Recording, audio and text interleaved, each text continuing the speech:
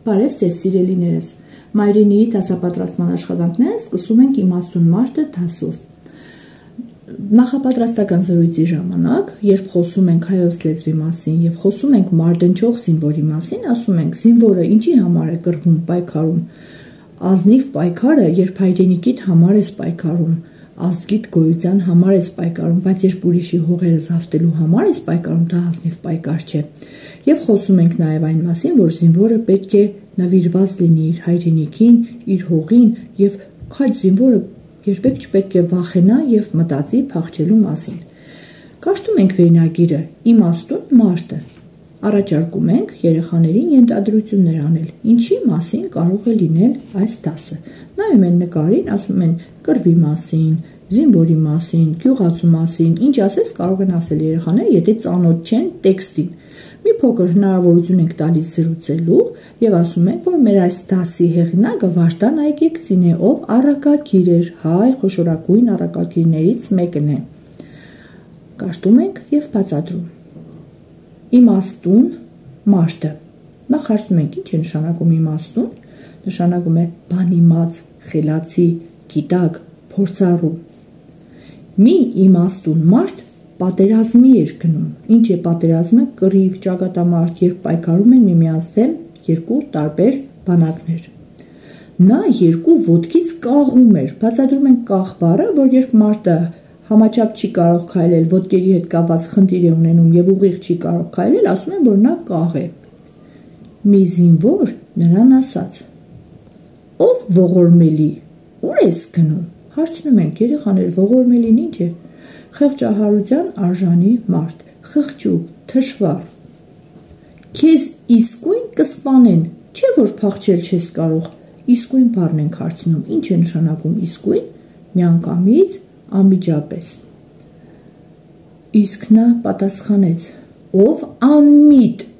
անմիտ, միտք չունեցող, անխելք, հիմար։ Ով անմիտ, ես չեմ գնում պատերազմի փախչելու համար, այլ կանգնելու, կռվելու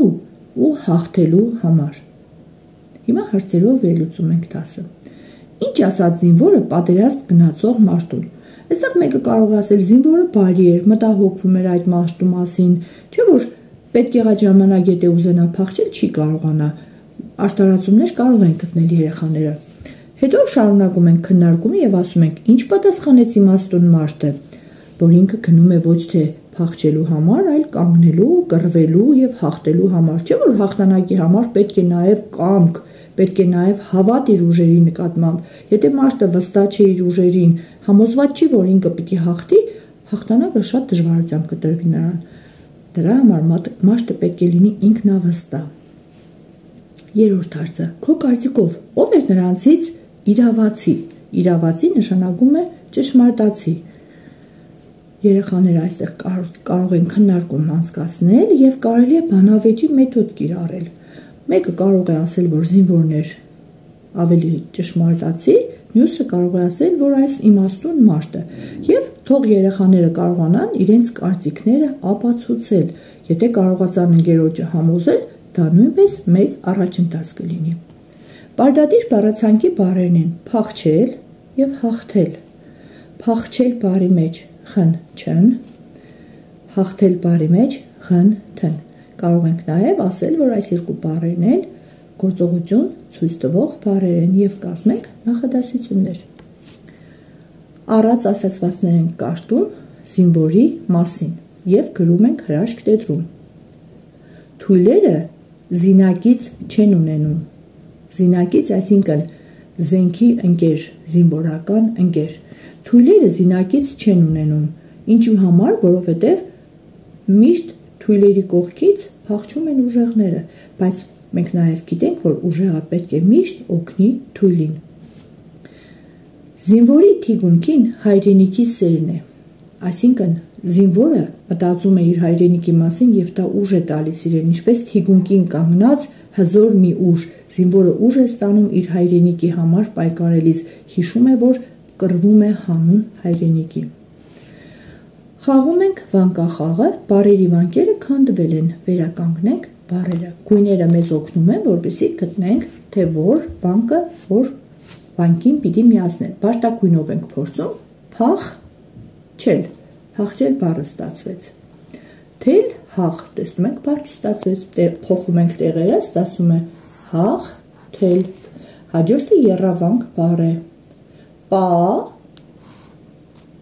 տե, ռազ, պատերազմ։ Այստեղից որը կարող է լինել ավելորդը, պատերազմը որպես եռավանք բառ։ Նաև պատերազմը որպես առարկա ցույց տվող բառ, քանի որ եւ փախչելը եւ հաղթելը երկուսն էլ գործողություն ցույց տվող բառեր են։ Եվ կարելի է նաև գտնել, թե ինչ սխալներ է թույլ տվել նկարիչը։ Նկարի սխալներն են գտնում երեխաները եւ ասում են, որն է ճիշտը։ Այսօր էլ այսքանը, կհանդիպենք հաջորդ դասին։ Խաղաղություն ձեզ։